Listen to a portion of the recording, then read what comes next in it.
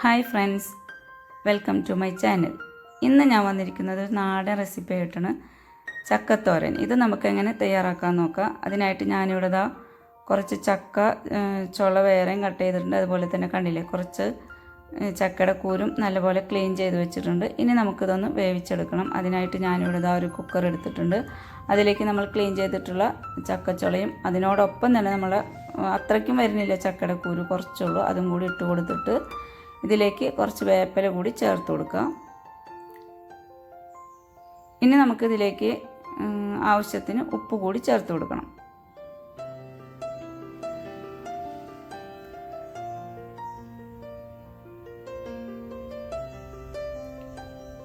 ഉപ്പ് ചേർത്തതിന് ശേഷം നമുക്കിതിലേക്ക് പിന്നീട് കുറച്ച് മഞ്ഞൾപ്പൊടി കൂടി ചേർത്ത് കൊടുക്കാം.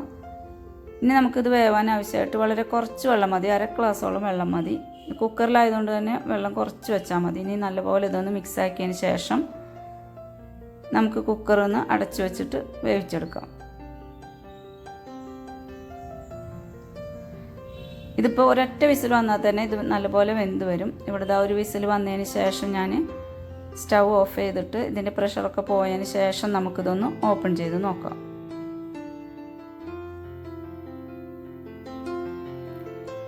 കണ്ടില്ലേ, പാകത്തിന് വെള്ളമൊക്കെ കറക്റ്റ് ആയിട്ടുണ്ട്. ഇത്രയും വെള്ളം തന്നെ മതിയാവും.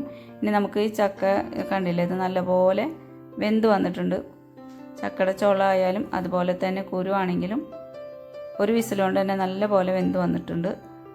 ഇനി നമുക്കിതൊന്ന് താളിച്ചെടുക്കണം. അതിനായിട്ട് ഞാനിവിടെ കുറച്ച് ചുവന്നുള്ളിയും അതുപോലെ തന്നെ വെളുത്തുള്ളി, ഒരു 4 പച്ചമുളക്, കുറച്ച് വറ്റൽമുളക്, ഇതെല്ലാം കൂടി നമുക്ക് ചതച്ചെടുത്തിട്ട് വേണം ഇത് തയ്യാറാക്കാനായിട്ട്.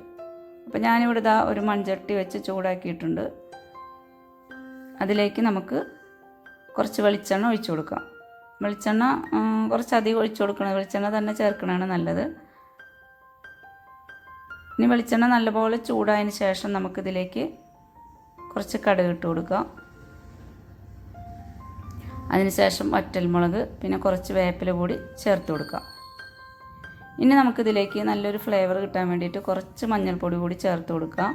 അതിനുശേഷം നമ്മൾ നേരത്തെ ചതച്ച് വെച്ചിട്ടില്ലേ, അതും കൂടി ഇതിലേക്ക് ചേർത്ത് കൊടുത്തതിന് ശേഷം നല്ലപോലെ ഒന്ന് മിക്സാക്കി എടുക്കുക. അത് നല്ലപോലെ ഒന്ന് ഫ്രൈ ആയിട്ട് വരണം. അതിൻ്റെ ഒരു നല്ലൊരു സ്മെല്ല് വരും. അതുവരെ നല്ലപോലെ ഇതൊന്ന് ഫ്രൈ ആക്കി എടുക്കുക, നല്ലപോലെ മൂപ്പിച്ചെടുക്കുക.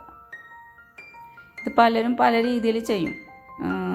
ഞാനിതവിടെ എരിവിന് വേണ്ടിയിട്ട് കുറച്ച് മുളക് കൂടി ചേർത്തിട്ടുണ്ട്. നാളികേരം അരച്ചിട്ട് ചിലവരുണ്ടാക്കും. ഞാനിപ്പോൾ ഇവിടെ കുറച്ച് നാളികേരം ഇതിൽ തോരൻ മാതിരി കുറച്ച് നാളികേരം ചിരകിയതിട്ട് കൂടി ഒന്ന് മിക്സാക്കി എടുക്കുന്നുണ്ട്. ഇത് നാളികേരം ഓപ്ഷണലാണ്, വേണമെങ്കിൽ മാത്രം ചേർത്താൽ മതി. നാളികേരം ഇല്ലെങ്കിലും കുഴപ്പമില്ല.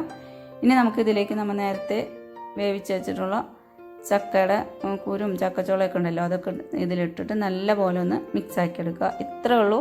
വളരെ എളുപ്പമാണ് തയ്യാറാക്കാനായിട്ട്. അതുപോലെ തന്നെ കഴിക്കാനും നല്ല ടേസ്റ്റാണ്. വെറുതെ കഴിക്കാനും നല്ല ടേസ്റ്റാണ്. ഇപ്പോൾ മഴക്കാലത്തൊക്കെ നമുക്ക് കട്ടൻ ചായയുടെ കൂടെ ഒക്കെ കഴിക്കാനായിട്ട് നല്ല ടേസ്റ്റാണ്. എല്ലാവരും ചെയ്ത് നോക്കിയിട്ട്, ഇതുപോലെ ചെയ്തിട്ടില്ലാത്തവർ ഇതുപോലെ ഒന്ന് ചെയ്ത് നോക്കിയിട്ട് ഫീഡ്ബാക്ക് അറിയിക്കുക. ഇഷ്ടപ്പെട്ടാൽ ലൈക്ക് ചെയ്യുക, ഷെയർ ചെയ്യുക, ഒപ്പം സബ്സ്ക്രൈബ് കൂടി ചെയ്യാം. Okay, thank